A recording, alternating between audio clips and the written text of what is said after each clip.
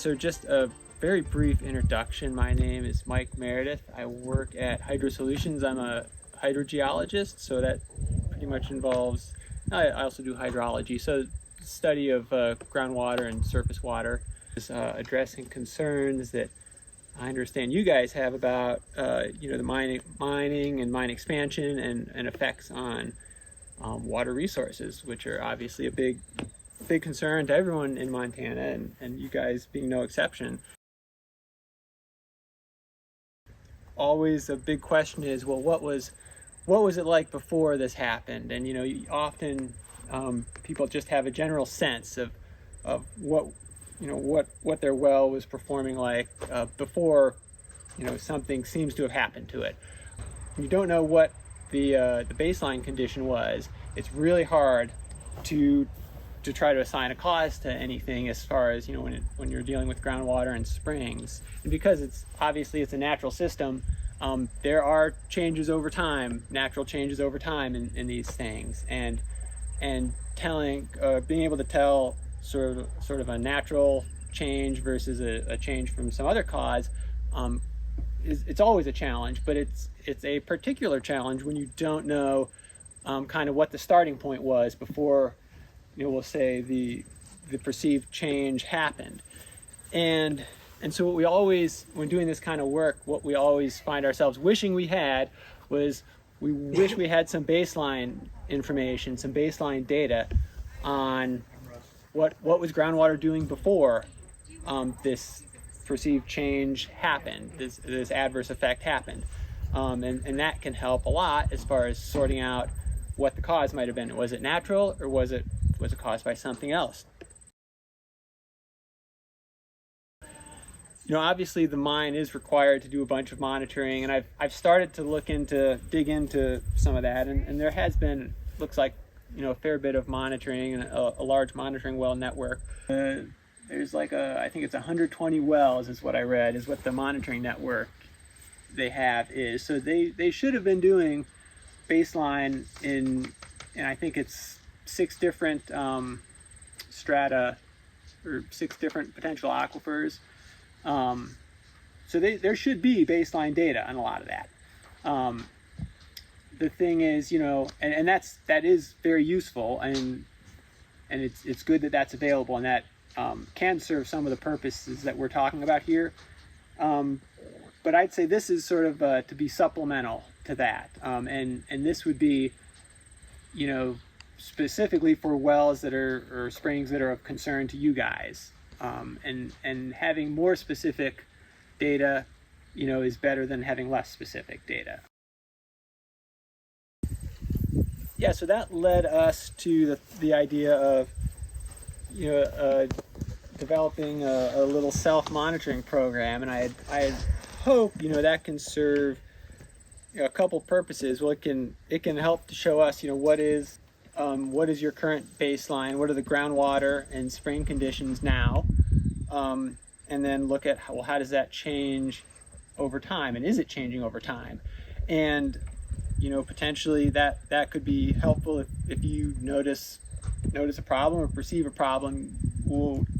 There will be a baseline to compare to, and see is that related to this problem, related to, say, a change in groundwater. Is this performance of your well related to a change in groundwater conditions? Because there are a number of factors that can cause the performance or yield of a well to change, and they don't all have to do with the level of water in the aquifer. Some can just be related to your well, your pump, your plumbing and stuff. And those, I think you guys have probably seen that in how DEQ approaches sometimes these complaints, and they're trying to rule out other causes, and having some baseline data about the groundwater levels in the surrounding aquifer can be a really important element to sorting something like that out. And it might, in some cases, it might point that, yeah, it's not an external cause. It's probably something with your well, because the water level hasn't really changed in the aquifer.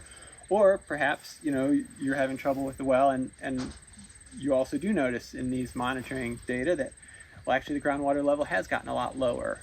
So now you've got a piece of evidence, at least, that correlation with the well performance and drop in level in the aquifer, then you can start looking, well, why did the water level, groundwater level in the aquifer drop?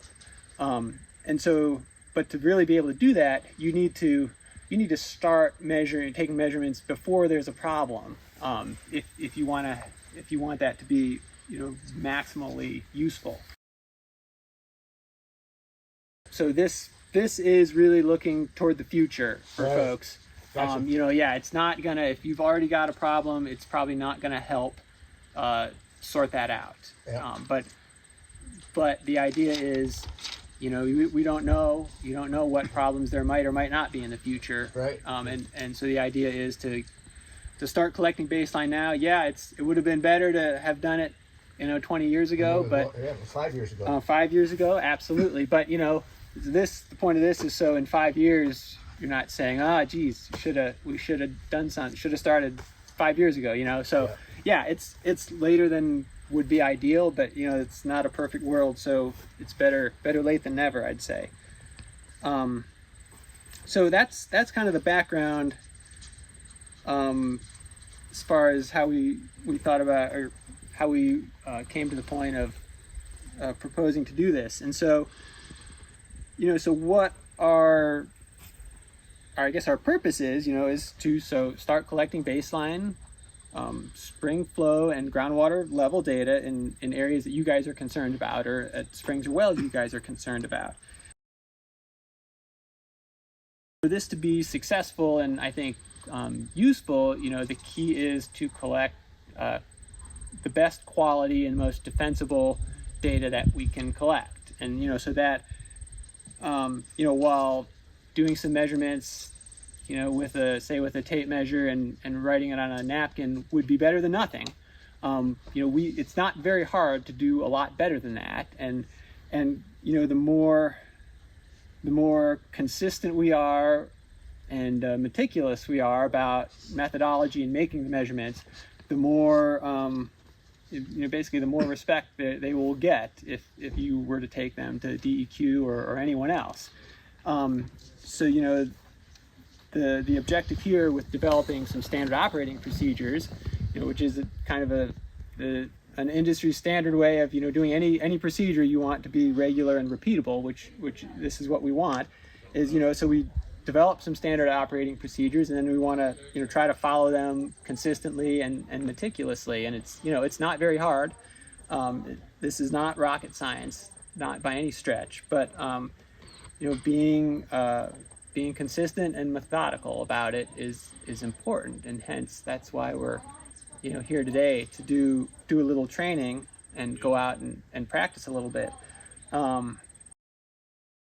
I've put some field forms that we'll have that we want to fill out every time we collect a measurement, so it's documented. And I was talking with Branya on the way out. I think she'd be willing to, once you guys collect measurement, collect data, fill out a field form, to get her a copy of that, and then she can kind of be a central repository of the copies of that, and probably put it all into a spreadsheet, so there's a central repository of all those data. So if in the future sometime there's a concern that comes up, it's not a matter of trying to contact every individual person and to find out what they might have done.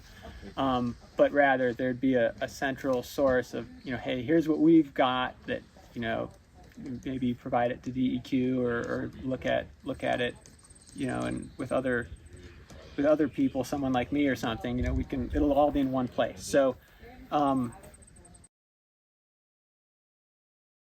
now, do you do the measuring in everybody's well, and then we take the information, or is it? No, the idea would be you guys would be doing the measuring. I can do it, and I mean it's something our company does all the time, but then that costs more money to hire a company to go do that. And it's certainly, that's something you can do if that's a route you want to go and spend the money to do that. But I think if with a little training and practice and following some procedures, there's no reason that in this situation you guys can't do it yourselves.